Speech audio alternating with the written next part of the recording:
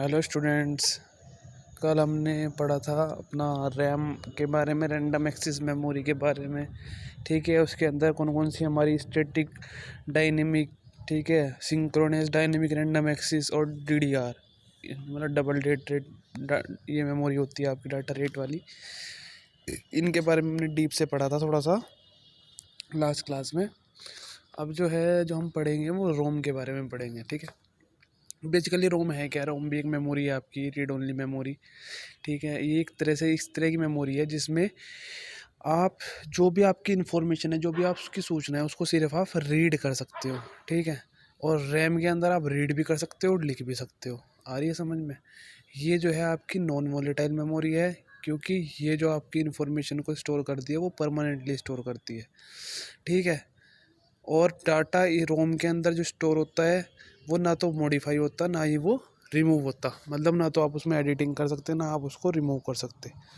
ठीक है, रोम read only memory का जो प्राइमरी यूज़ है वो बूटिंग प्रोसेस में मेनली यूज़ होता है। बूटिंग का मतलब जब आप फ़ोन को रिबूट करते हो या फिर अपने कंप्यूटर को फॉर्मेट या रिबूट करते हो तो उसमें आपका ये यूज़ होता है। जैसे इसमें एग्जांपल मैं आपको बता दूं, an audio video disc resembles a ROM. जैसे आपकी एक कोई वीडियो डिस्क है, ठीक है, once the song are burn on a CD. अगर आपने एक बार सीडी के अंदर कोई गाना डाल दिया या कोई भी मूवी डाल दी तो उसके बाद उसके अंदर का डाटा ना तो डिलीट होने का ना वो चेंज होएगा। आ रही है समझ में बात? अगर आप कोई ब्लैंक सीडी लेके आए, ब्लैंक सीडी में आपने क्या किया, आपको प्रैक्टिकल में बताया भी गया था कि आपने वो कंप्यूटर में लगाई, कंप्यूटर में जो भी आपका डाटा है आपने सीडी में डाल दिया। सीडी में डालने के बाद जब आप उसको बर्न करोगे, बर्न करने के बाद क्या होगा, वो सीडी के अंदर आ जाएगा। उसके बाद ना तो वो डिलीट हो सकता ना वो रिमूव हो सकता। उसका रीज़न ये है क्योंकि वो किसके अंदर आता है, रीड ओनली मेमोरी के। ठीक है बेटा, अब इसके जो टाइप्स हैं वो कौन कौन से हैं आपके? पहले है पी रोम, मतलब programmable read only memory. Programmable में क्या होता है, इसके अंदर जो कंटेंट्स हैं, जितने भी कंटेंट्स हैं आपके, वो स्टोर किस में होते हैं? पी रोम में, क्योंकि प्रोग्रामेबल है, नाम से ही पता चल रहा है। ठीक है, जैसे इसमें जो है एक स्पेशल डिवाइस यूज़ होती है जिसको हम क्या बोलते हैं? P ROM programmer. ठीक है, it can be programmer only once. ये केवल एक बार प्रोग्राम करी जाती है, किस टाइम पे? मैन्युफैक्चरिंग के टाइम पे, और बाद में इसको आप मॉडिफाई नहीं कर सकते। ठीक है, उसके बाद पी रोम जो है प्रोवाइड करता है फास्ट और एक्सपेंसिव अप्रोच स्टोर करने के लिए। ठीक है बेटा, मतलब फास्ट है और लेस एक्सपेंसिव है, मतलब कम खर्चे वाली है। EPROM erasable programmable read only memory, ये भी ऊपर की तरह ही है। इसको इरेज कर सकते हो और इसको रीप्रोग्राम कर सकते हो, मतलब प्रोग्राम अगर एक बार बना दिया तो इसमें दोबारा भी आप बना सकते हो। ऊपर वाले में चेंज नहीं कर सकते, इसमें आप चेंज कर सकते हो स्पेशलाइज सॉफ्टवेयर्स की हेल्प से। ठीक है, उसके बाद है E PROM electronically erasable programmable read only memory. इस कंटेंट के अंदर the content on the chip, chip के अंदर जो कंटेंट होता है वो इरेज कर सकते हो और रीप्रोग्राम कर सकते हो। ठीक है, instead of one byte at a time. ठीक है, एक टाइम में एक बाइट को हटाने के बजाय इसको रीप्रोग्राम कर सकते हो और इरेज भी कर सकते हो आप।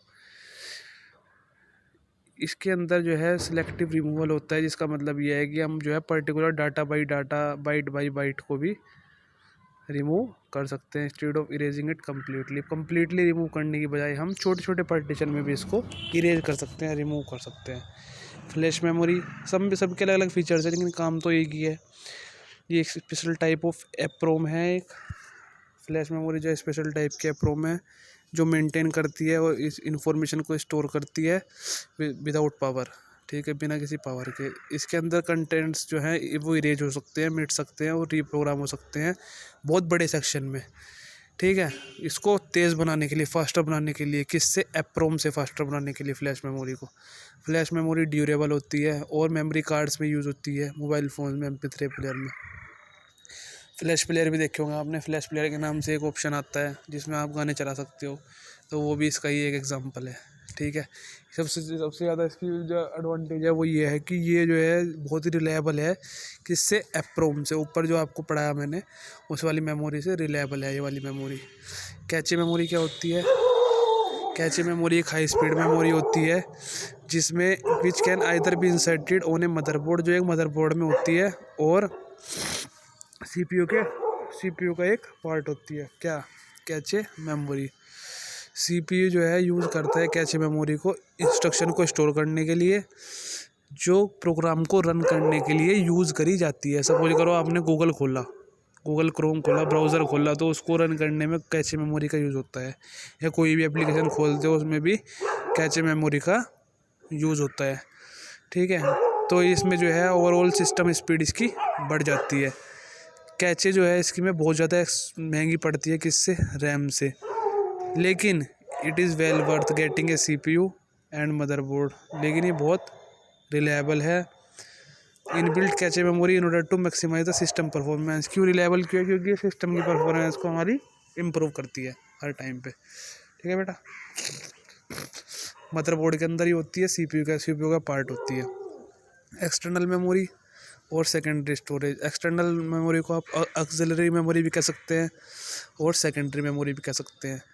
ठीक है, unlike since the main memory it is provide permanent storage of data in huge amount. Permanent data store कर सकते हो आप इसमें बहुत बड़ी मात्रा में जब आपको चाहिए। डाटा जो है processing get transferred from the secondary memory to the primary memory. Secondary memory से प्राइमरी मेमोरी में भी आप डाटा को ट्रांसफ़र कर सकते हो, डाटा को सेपरेट कर सकते हो, मतलब अलग अलग डिवाइड कर सकते हो। ठीक है, जो स्पीड है डाटा के रिट्राइवल की एक्सटर्नल मेमोरी से जाने की, वो इंटरनल मेमोरी में जाने की बहुत ही स्लोअर है। बहुत कॉमनली जो है कॉमनली एक्सटर्नल स्टोरेज डिवाइसेस कौन कौन सी हो गई आपकी, इसमें दे रखी है आपकी hard disk, CD, DVD, pen drive.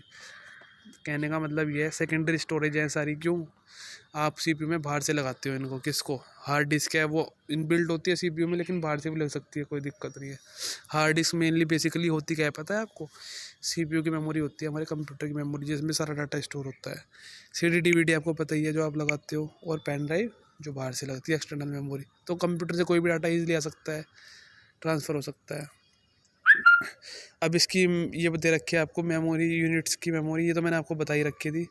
Single state binary digit होती है ये, आइदर 0 और 1। इसकी 2 यूनिट होती है। निब्बल सबसे पहले देखो, बीट से पहले भी क्या होती है? निब्बल, जिसमें 4 बिट होती हैं। निब्बल में कितनी बिट होती हैं? 4 बिट। बाइट में कितनी बिट होती हैं? 8 बिट। KB में 1024 बाइट्स। अब इसमें सीक्वेंस चलती जाएगी, KB, MB, GB, इस तरह से।